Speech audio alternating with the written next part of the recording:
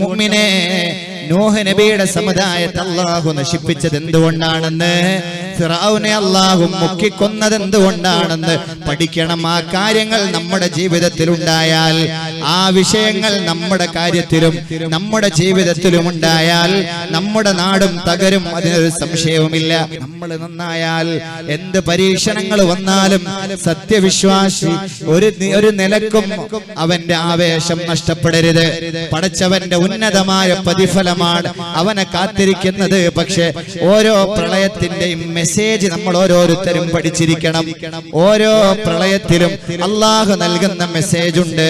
ആ മെസ്സേജ് പഠിക്കാൻ നമ്മൾ തയ്യാറായാൽ, അൽ ഫിത്നതു നായിമതുൻ ലഅനഹല്ലാഹ് മൻ ഐഖലഹാ.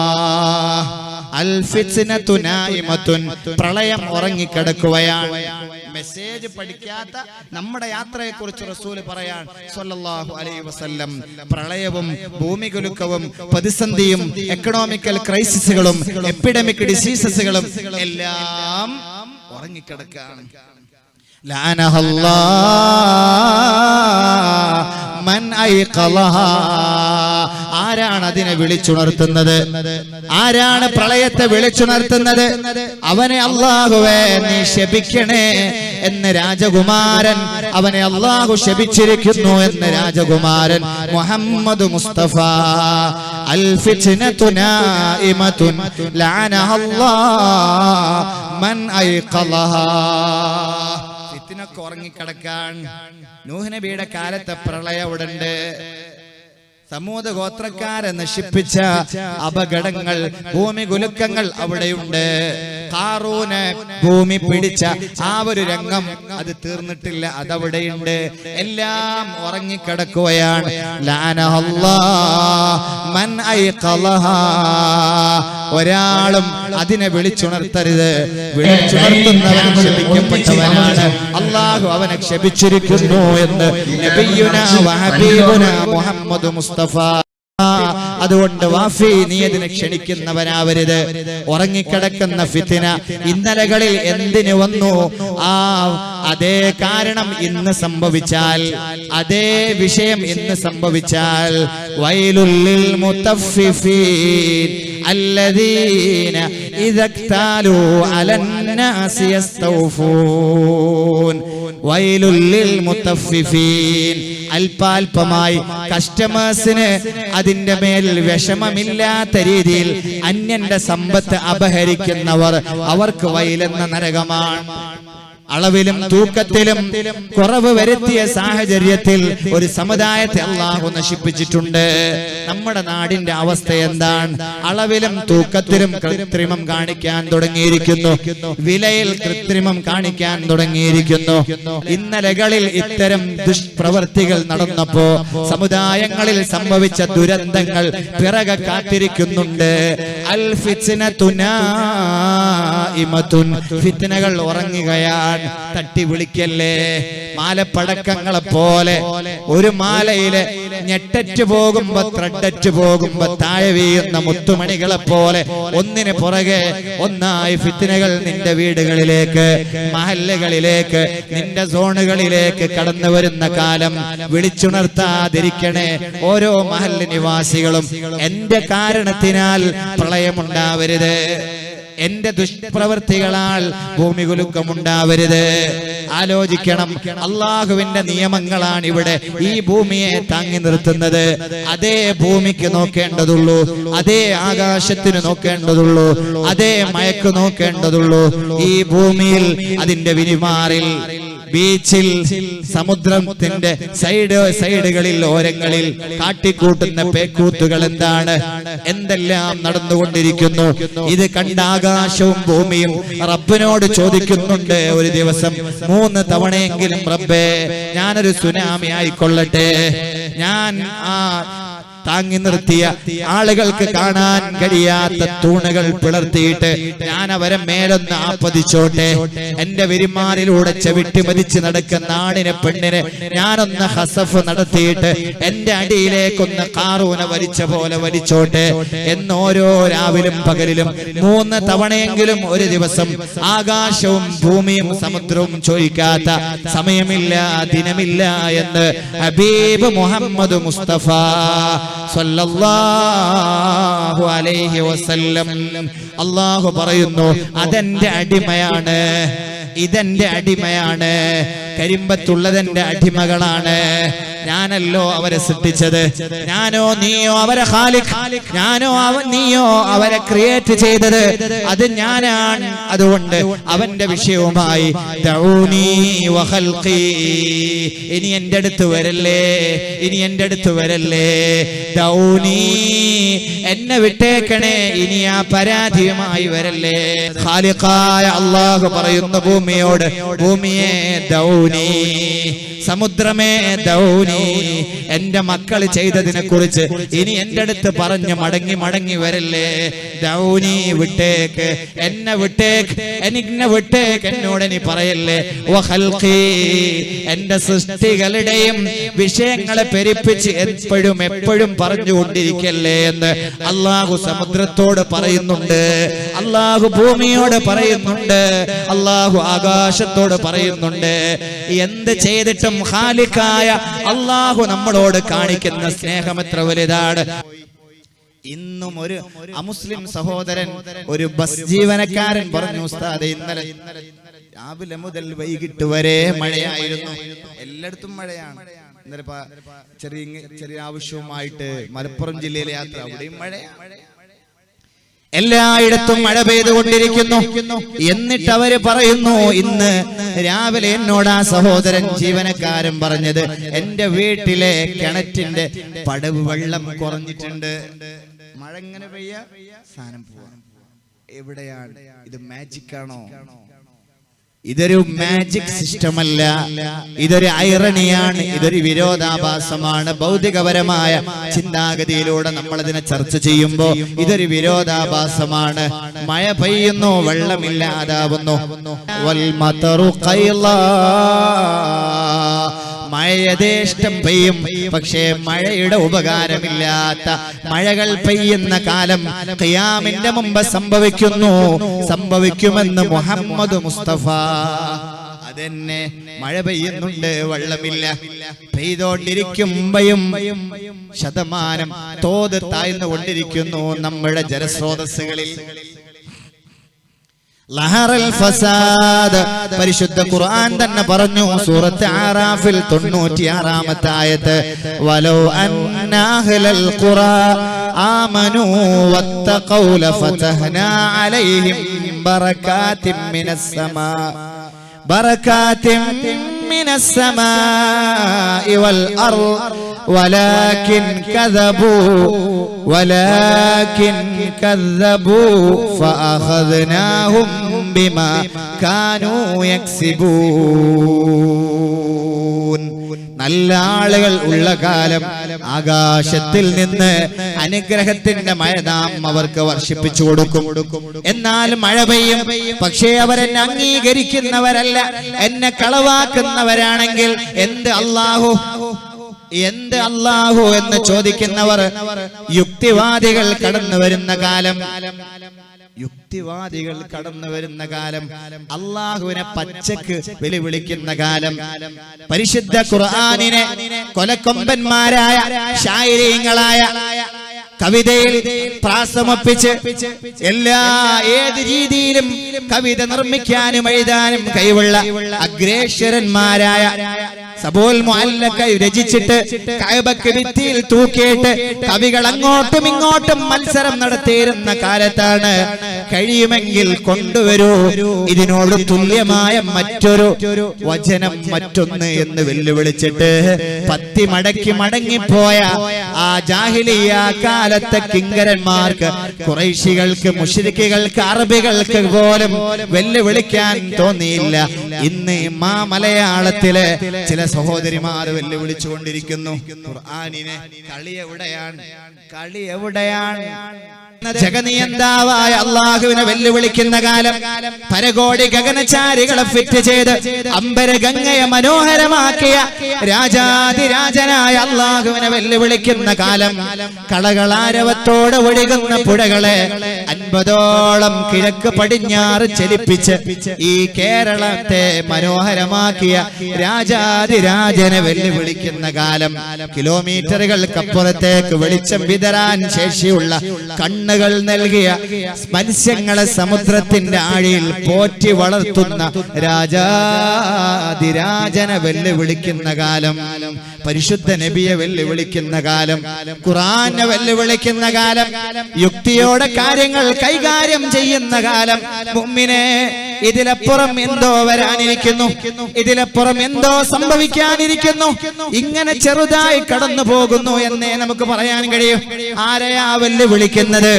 കൊലക്കൊമ്പന്മാർ വെല്ലുവിളിച്ച് നൂറ്റാണ്ടുകൾക്കപ്പുറത്ത് കടന്നുപോയ ഉമ്മത്തിലെ കൊമ്പന്മാര് വെല്ലുവിളിച്ചപ്പോ അവർക്ക് കൊടുത്ത ദുരന്ത മഴകൾ, ദുരന്ത പേമാരികൾ, ദുരന്ത കഥന കഥകൾ എന്തോ വരാനിരിക്കുന്നു.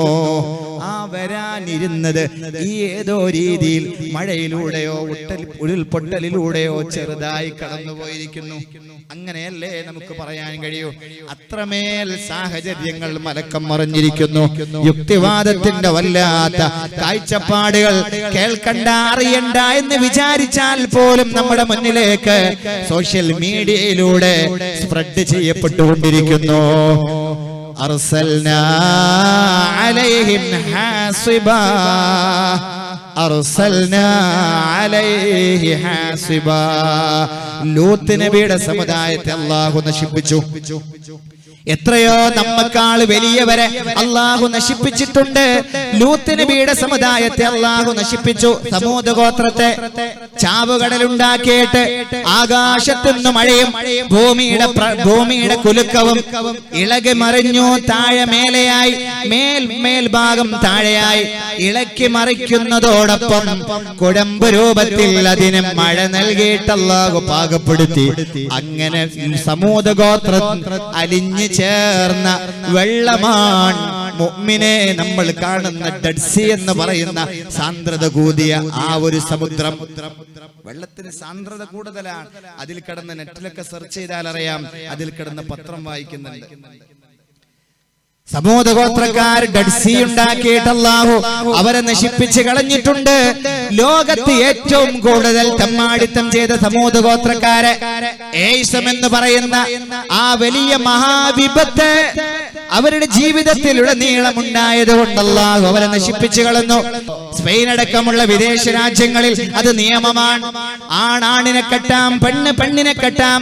എന്നാൽ മലയാളിക്ക് ഭാരതത്തിന് ഒരു സംസ്കാരമുണ്ട്. ആ സംസ്കാരത്തെ ചോദ്യം ചെയ്ത് വിദ്യാഭ്യാസത്തിനും സംസ്കാരത്തിനും നോളജിനും വേണ്ടി എല്ലാ നന്മക്കും വേണ്ടി ചേർക്കുന്ന കലാലയത്തിൽ നിന്ന് കടന്നു വരുന്ന അല്ലെങ്കിൽ പഠിച്ചുകൊണ്ടിരിക്കുന്ന കുട്ടികളിലൂടെ തന്നെ ഇങ്ങനെ ഒരു ആശയം മുന്നോട്ട് വരുമ്പോ സമൂദ് ഗോത്രത്തെ അല്ലാഹു നശിപ്പിച്ചത് ഈ ഒരു പരിപാടി അവരിൽ ഉണ്ടായത് കൊണ്ടായിരുന്നു. നമ്മുടെ നാട്ടിലും ഇനി ഭൂകമ്പങ്ങൾ വരാം. നമ്മുടെ നാട്ടിലും പ്രകൃതി വിരുദ്ധ പീഡനങ്ങൾ വർദ്ധിച്ചുകൊണ്ടിരിക്കുന്നു. പ്രകൃതി വിരുദ്ധ പീഡനം എന്താ ഏർപ്പാട്? പ്രകൃതി വിരുദ്ധം എന്ന് പറഞ്ഞാൽ ആ വേർഡിൽ തന്നെ വളരെ ക്ലിയർ ആയിട്ടുണ്ട്.